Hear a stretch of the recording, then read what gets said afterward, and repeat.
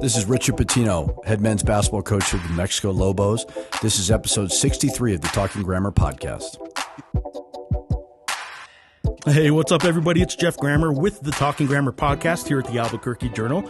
And as you just heard, this is episode 63, kind of a relaunch of the Talking Grammar podcast. This is now part of a larger effort, larger product that the Albuquerque Journal is doing in what is going to be known as the Albuquerque Journal Podcast Network. We thought we would kind of get the relaunch going with one of the biggest names of what I normally cover, which is Lobo basketball, and that's Richard Pitino. So as you heard, Richard Pitino joins us on this episode. We covered a lot of ground. In fact, we decided to go ahead and break up the interview that we recorded into two episodes. So this will be episode 63. Richard Pitino is going to, in this episode, talk about kind of his offseason, what he did, what his family did, some of the players on last year's team that have moved on, what he kind of has to do to replace those players, and sort of the build-up up until the 2023-24 season, which is going to get started. Actually, official practices start later this month in September, and then we have a next episode, which is going to be next Tuesday. This podcast is going to drop every Tuesday, the Talking Grammar podcast, and next episode is going to be a little more focused on this year's team. We went player by player, walk-ons through preseason all-conference picks, Jalen House and Jamal Mashburn Jr. We went player by player and got the coach's take on every single one of them, what he can expect, what you as fans can expect from this coming season. So hope you enjoy this conversation I had with Richard Pitino. Hope you enjoy all these conversations that we're going to be having every Tuesday on the Talking Grammar podcast now that we're back. And let me know what you think about this conversation and all future ones, show ideas, questions you might have for guests. Let me know. Hope you enjoy it.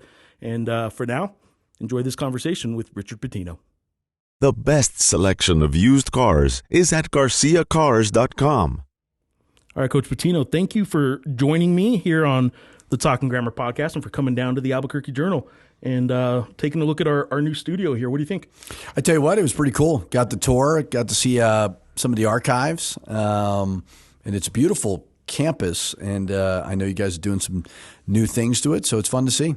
Some of the new things we're doing is stuff like this. We're actually got some video going. We got the relaunch of this podcast. So I'm glad you agreed to be a part of this. Obviously, what we're here to talk about is primarily Lobo basketball. But before we even do some of that stuff, I wanted the listeners, journal readers that are following, to kind of maybe play a little catch up with what you've been doing this offseason, maybe off the court a little bit. Personally, family, made some trips. What do you think? What have you been up to? Yeah, we've traveled a decent amount. I think when you live out west, I try hard to see other places that maybe I'm not used to going to. So we've certainly bounced around there. We went 4th of July. We spent a couple of days in New York, visited my family, and some siblings came along with their kids. We did a beginning of August, kind of end of summer, everybody, 15 kids, 25 people, rented a couple of houses in Sea Island, Georgia. It was amazing, very hot, but amazing. And then obviously when you have 8 weeks of summer school, you're here a lot of the time as well. And the schedule recruiting wise got pretty clunky. So it's hard to kind of get into a rhythm. Which is fine. I mean, I'm not complaining necessarily, but we've had opportunities. My daughter goes to a sleepaway camp in North Carolina that I dropped her off to. So bounce around a little bit and continue to kind of settle in here. Taking any sporting events, any Yankee games this summer? I did. I went to Yankees, Orioles. Yeah, they're just a lifeless team. It's just weird to see. I love it. Yeah, it's great. It's not been fun. We had a blast at that Yankee game, but it's a team that they're gonna have to decide what they want to do because right now it seems a little bit rudderless. Have you always been Yankee fan? Yeah, I've always been Yankee. So my father and my uncle Bill, who we lost in 9/11, and my father were best friends growing up, when I was growing up. And so we would always go family vacations with their family, who were all close with the cousins. And we always would go to New York. Although I don't really consider myself a New Yorker, people always think I am. I'm more of a Bostonian. Okay. And what's crazy is because all my friends are Red Sox and Patriots and Celtics and Bruins, and I'm not that. So it's. I just have grown up with Yankees and Giants, and always been a fan of those. What bigger fan of which one, Yankees or Giants? Yankees. The Yankees. There's something sentimental about the Yankees. Whether it's my uncle, who I was very close with, as well as my father, that I've always loved the Yankees. I'm 41 or 40, going to be 41 soon. But like when I was really starting to love sports, that was Jeter, that was Posada, that was Mariano Rivera. Hate them all. For you as a Twins guy. Yeah. And it's just those teams, and they weren't like the big bad Yankees, those guys. There were some on the team that were, but I just loved the way they handled themselves. They were all about winning. I mean, my dog was named Bernie after Bernie Williams. So I loved it. And but I do love the Giants as well. We're family friends with the Mara family, which is kind of crazy. The daughters who went on to be actresses, I kind of grew up hanging out with, and their older brother, Danny, was one of my good friends. And so the father, Chris Mara, is very close with my dad. So we know them well, and so we root for the Giants as well. Do you have a favorite Giants player growing up? Obviously Lawrence Taylor's amazing, but I really grew to like Eli Manning. Okay. He's kind of later in my life for sure, but I think Eli's awesome. And I think he's always been likable, but now I love what he's doing on TV and stuff. He's amazing with it. He's good at stuff like podcasts and stuff like that. Every bit, in all honesty, as funny as Peyton, but Peyton is a little more out there. Eli's so dry, and so even more dry than Peyton, and I think they're both pretty. They're pretty both funny. Hilarious. Yeah, it's been great to see. Obviously, basketball is what a lot of people are tuning in to talk about. So you had a big offseason basketball-wise, obviously. I want to kind of start at the end of last season. A loss in the NIT, first postseason of any kind in a decade, or since 2014 anyway, for the program. I am curious, with a little bit of time between now and then, if you look back on that NIT game, the NIT loss, or just the end of the season with any different thoughts than at the time maybe you were looking at it as? If I had to give a letter grade, I'd probably give it an A- B+. And the reason why for the season as a whole? Yeah, as a whole. I think not that, and I think what's hard for fans is, and nobody made me become a basketball coach, so I don't want anyone to feel sorry for me, but only 19% of our game makes the NCAA tournament. Now, it's a captivating event. Everybody wants to be a part of it, changes lives, and obviously brings so much exposure. But you look at football where about 60-something% make bowl games and they celebrate them. And that's just the narrative of our sport. Now, the reason why I'd give it probably an A- B+ is because of the situation that we inherited. And that's not a knock on Paul Weir, the staff, or whatever, but there were a lot of factors that, we recruited 2 all-conference players off of Zooms. 2 of some of the better guards in the country never saw this place. And I was excited about what we were able to do, whether it was the 34% increase in fans, whether it was several crowds of over 15,000. I never really looked at it as wins and losses, honestly. I just didn't think this was going to be a 2-year plan. We were darn close to making the NCAA tournament. We were 2 buzzer beaters away. I mean, that's how close we were. In hindsight, I do think fans may forget down the road a little bit. It's either you make it or you don't, and I get that. But you guys really were maybe 1 or 2 games away between those losses, but also then 2 bad losses late in the year without your starting point guard. But you guys were a lot closer than I think maybe people may remember that season. Yeah, and that's just part of it. And again, I just think it's the tournament is so great. Everybody just wants to be a part of it. But if you look at, I'm trying to think, I've been a head coach for 11 years. I've probably lost at the buzzer where we were winning, shot goes in, we lost maybe once. And then last year we did it twice in our building. Ball in the air with the lead. Ball in the air with the lead. And again, like we could have played better defense. I mean, I'm not trying to absolve us of we were perfect, but that means we're close. And to be as close as we were in year 2, we had to get the train back on the tracks because the brand was dying a little bit.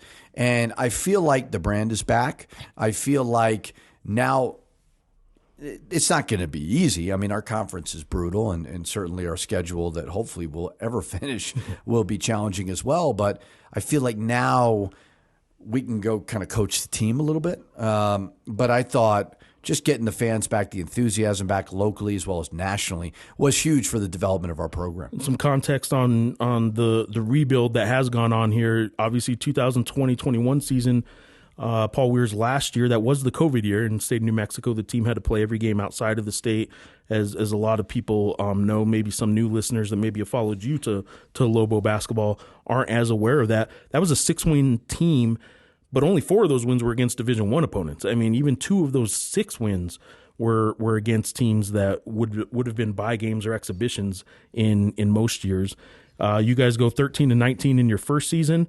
You guys go 22-12 last year. And the NIT, while it wasn't the NCAA tournament, it was the first postseason of any kind since 2014. So, yeah, you mentioned the 34% jump in attendance as well. Obviously, the expectations with all of that, though, rise. A 14-0 start, they rose probably quicker than maybe ideally they should have last year.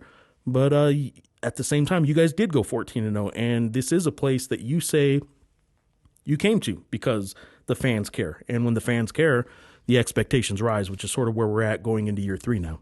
Yeah, and you could probably flip it quicker because of the transfer portal, right, than when in the past, for sure.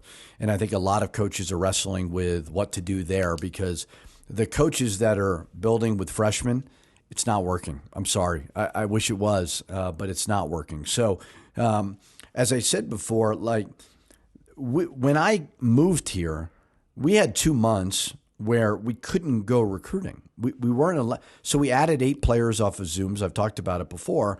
And we hit on some of them, obviously. We had 2 all-conference players. But I'm so excited. And you hear people in the community, sometimes they come up to you, and that's why I moved here, was because people care. But they act as if we fell off. I don't look at it like that at all.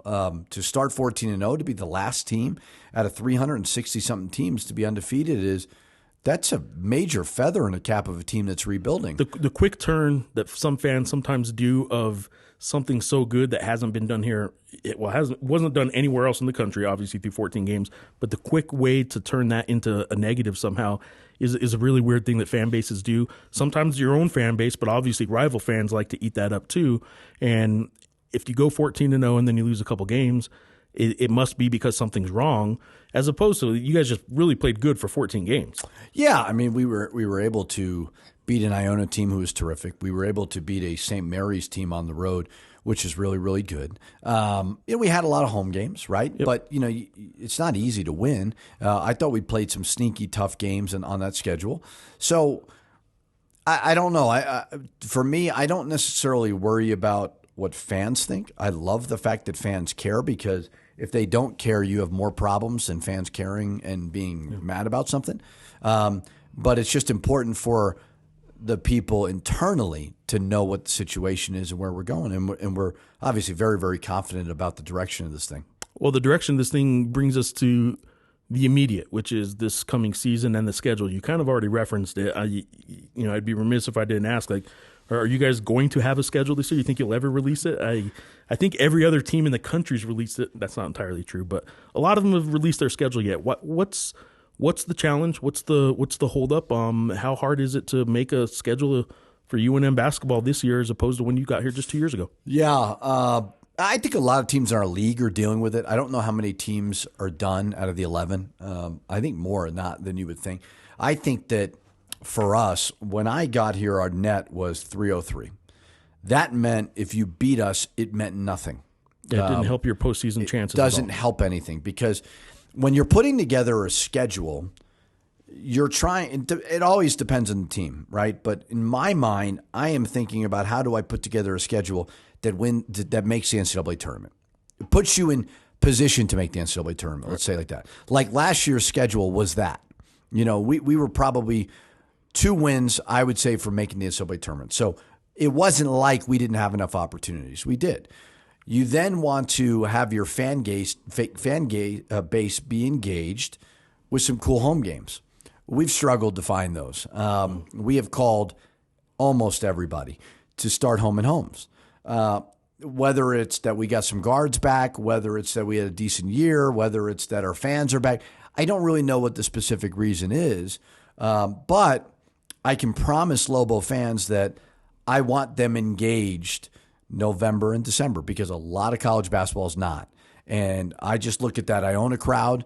I look at some of the other ones, and I say, like, we've got to continue to capture this community, because it's a rare one. Like, our fans certainly love all Lobo sports.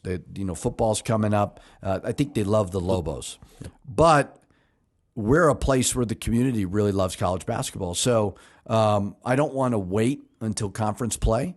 I think we're getting closer and closer. I don't think there's anything to announce today, but hopefully by the next week or two, that'll come to a close and we can put a bow on it. And like I said, keep our fans engaged, put us in a position where we have opportunities to go get some quad ones and quad two wins. The bow I'll put on this topic is you do have the New Mexico State game scheduled again. Obviously, that was a big miss last year for circumstances beyond any control that UNM's basketball team had. Getting that rivalry back, I know it's a home and home, and it's a unique home and home. Coaches traditionally, I'll put you on the spot. Traditionally, coaches haven't really cared for the fact that there's two games in the non-conference against a rival like that out of their league play. Obviously, I'm curious, your thoughts on getting the New Mexico State game back, and the fact that it is a home and home, and kind of how that sometimes makes the scheduling difficult for you. Yeah, I think that was a hard part, and I'm not blaming anybody. I think both administrations needed to figure out. I mean, that was obviously a traumatic experience last year with what happened. So we needed to have it right to resume it. But I don't remember the exact date, but it took a while to solidify that we were actually going to play that. That made, when you're playing a true road game, you don't know if you're playing it or not. You got to kind of be patient to see how you're going to build out your schedule. I don't love the home and home deal. I really don't. I love what it does for both universities and both athletic departments. Like, I totally understand that. But I don't see why it can't just be once a year like every other program in the country. Yep. But it's not that I don't like playing them. It's not that I've had two experiences where, besides the lights going out at New Mexico State, like, I thought both games were great for both fan bases. So it makes it certainly tricky to do it, but it's not insurmountable by any means. Who's your favorite New Mexico State graduate, or who's your favorite Aggie? I mean, it's Brandon Mason. Did he go there? No. Well, my son plays for his AU program, so yeah. I'm trying to think of who else went there. That's the wrong answer on this podcast. Yeah, Pascal Siakam. Did he graduate? Yeah. All right, I can give you that. All right. Schedule. I'll move on from the schedule a little bit. I'll move on from asking you about your favorite Aggies, but let's dive into players. I know normally when I talk with you, I'm not going to go name by name, but in the offseason, especially in an offseason with so many new faces in a transfer portal world, I do want to kind of go through all the players on the roster right now, something you can tell fans about each player. I want to start, though, by talking about kind of some of the guys you left or that you guys lost off of last year's team. Morris Udeze, obviously playing professionally now. I wanted to start with Mo because did you have any idea that he would be as impactful when you recruited him for a one-year transfer last year out of Wichita State? Did you have any idea that Mo would be what he became as a Lobo? No, I did. I thought he'd be a good player. And you needed a big man. And the role that we wanted him in, certainly we delivered on that. I don't want to say promise, but that's what we envisioned, and it was really a perfect marriage. We constantly talk to all of our players about increasing their value because this is kind of a one-year contract type situation for all of us in this transfer portal world. And so we got him, and I felt as though from when he arrived on our campus to when he left, he increased his value. And he went on to play professionally. He absolutely loved his time here. He was a phenomenal leader. He's one of those guys that, you have a short list, and you love them all in different ways. But Mo is certainly on that list of guys that just a terrific person who I truly, truly appreciate. some of the other guys that left, and then I'll take a kind of a wider macro as to how you replace them. Josiah Alec obviously was one that I think surprised a lot of fans, certainly. I don't know at the time when he made his announcement. I don't know how surprised at that point you were. I think you guys kind of maybe at that point knew it was coming certainly before the fans did. Javonte Johnson, 2 years fully starting. He had started some games as a freshman too, but so I really consider him having been a 3-year starter. KJ Jenkins, those guys moved on. Emmanuel Quach just couldn't get healthy, and I feel bad for him. Barima Sek, a guy who didn't quite come on as maybe as he had hoped, and kind of the macro or specifically about any of them, replacing that many players has got to be tough and still fairly new. But how do you replace that group of players? Well, everybody's dealing with it, and I think fans have gotten so programmed to get outraged in the spring when people transfer, and this is the new world. Everyone asks what's wrong. Yeah, what happened? Another transfer? Nothing that's 3? happened. That's 4? So I believe you named 5 guys. Yeah. So E-Man certainly just wanted to go somewhere and play, and I think he saw the roster. Health-wise, he wasn't He wasn't quite there yet. When he was healthy, he certainly played a little bit. KJ was someone who I loved coaching and encouraged him to move on because he wanted an increased role. He wanted to start. I couldn't start 3 guards. He knew Mash and House certainly were going to do that. We've talked over and over again about getting bigger. Barima was another one that I encouraged, and none of them I ran off. Like, they were all welcome to come back because they were great kids and they worked hard and they brought value to our program. But Barima was another one. I said, Barima, I don't know how much you're going to play, and I would hate for you to come here again and be unhappy. The 2 that were certainly different than those 3 conversations were Josiah and Javonte.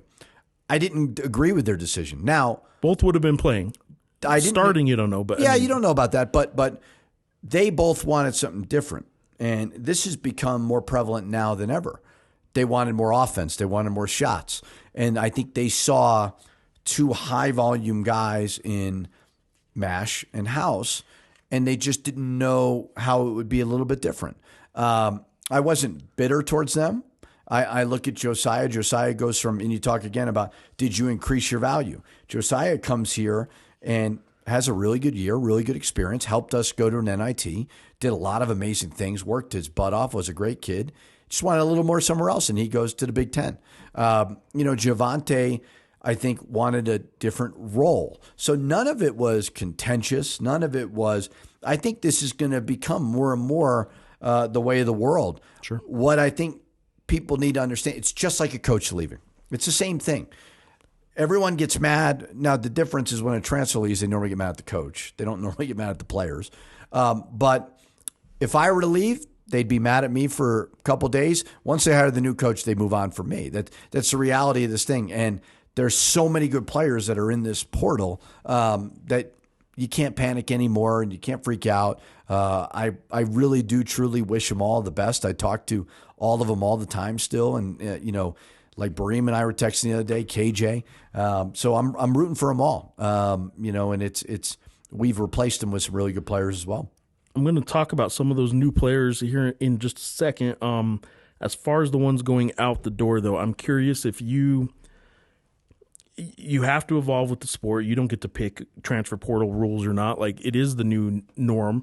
Are you comfortable with how you guys have attacked it, where essentially the rebuild happened because you got a couple guards like Jalen House, Jamal Mashburn Jr., who were transfers? I would say, you guys were one of 13 teams that Jeff Borzello on ESPN picked as the winners in this year's transfer market. You guys were the only non-power conference team, by the way. Gonzaga, I suppose, is not a power conference school, but they're certainly a powerhouse national title contender. So you guys were really the outlier in this group of 13 teams that ESPN selected as the winners in this year's transfer portal market. So because of that, because you guys seem to have embraced it and done it so well, does that mean does Richard Pitino like this current era of the transfer portal? No, God, no. I don't like it. I see on Twitter, and you're a major culprit of being annoying about it, is that I don't go on Twitter anymore. is that coaches can do whatever they want. That is so not true. Now, I think they deserve a one-time transfer. I do. I think that's good. And I don't think it's always a bad thing. The problem that I don't like about it is the uncertainty of waivers and grad transfers. I don't like that. I think if they want to transfer one time, I got no problem with it. But people talk NIL and they talk transfer portal.